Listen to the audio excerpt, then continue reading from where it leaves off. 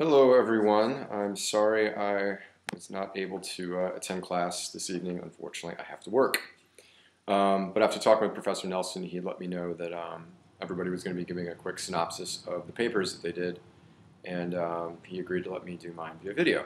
So I'm going to go over my paper real quick, and I know you won't have a chance to ask me questions because I know you're all very, very interested in what I'm writing. Um, but we'll just have to get over that. So my paper topic is actually, the title of it is Regulation of Private Security Companies, Why It Matters in the Global Economy. This is hopefully going to be a piece that can be worked into my overall thesis, which has to do with private security companies in general. Basically, the paper starts out kind of describing what many people believe to be the first, many scholars believe to be the first true multinational company, which is actually the East India Company, which also happened to double as a private security company.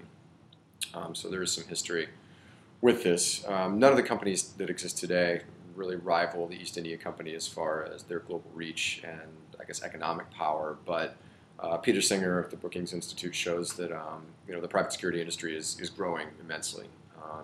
There are currently over 190,000 contractors in Iraq alone, and Singer estimates that the global market for private security firms right now is hovering around $100 billion. And it's been growing exponentially over the past 15, 20 years. Reasons for that include shrinking military budgets, economic views that have tended more toward liberalization and privatization that really create a market for these people.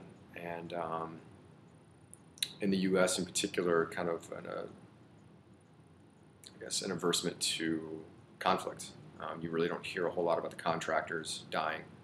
You do hear a lot about the troops. So there's some political capital that can be, I guess, gained and/or some political backlash that can be avoided by using private security companies. So it's no surprise that the United States chooses to use those, which is all well and good, except for the fact that there isn't a whole lot of regulation in this industry right now.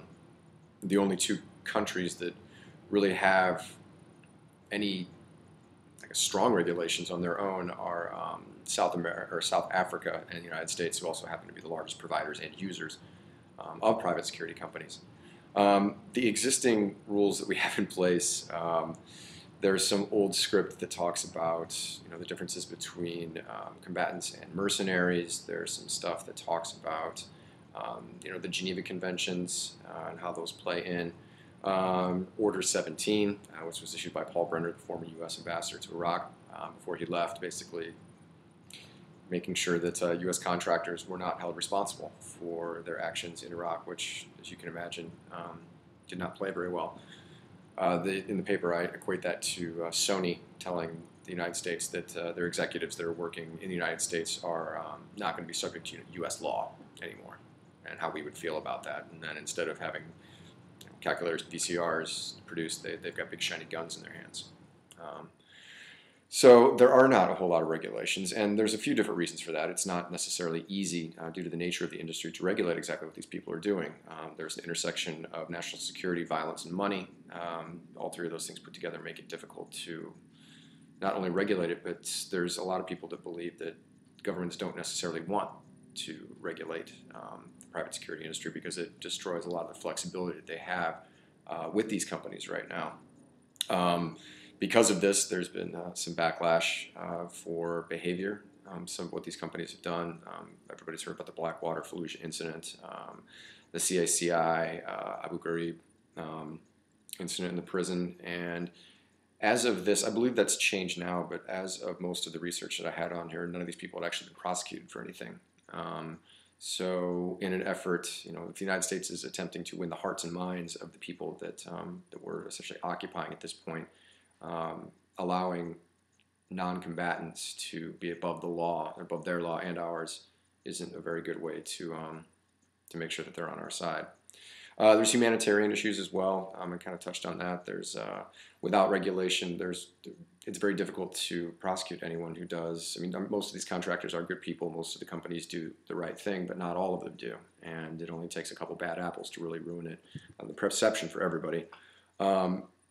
As one quote put it, the indigenous populations don't necessarily see U.S. military, and they don't necessarily see contractors. They see Americans, and if they see Americans doing something, that reflects on everyone.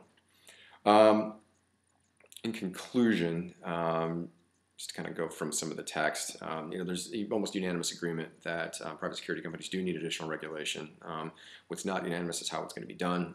There are some industry associations that are popping up. The Peace Operations Association, the Private Security Companies Association of Iraq are two of the larger ones, but they're still in their infancy. They kind of believe that self-regulation through internal accountability, marketing, and market controls would be sufficient to get the ball rolling. Others contend that regional licensing is the way to go. It helps mitigate the risk of limited oversight and extraterritorial enforcement.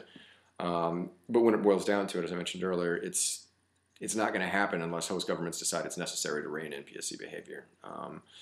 Without any regulations, these are paper tigers. It's something to appease the people like myself who happen to care and write on the subject every now and again.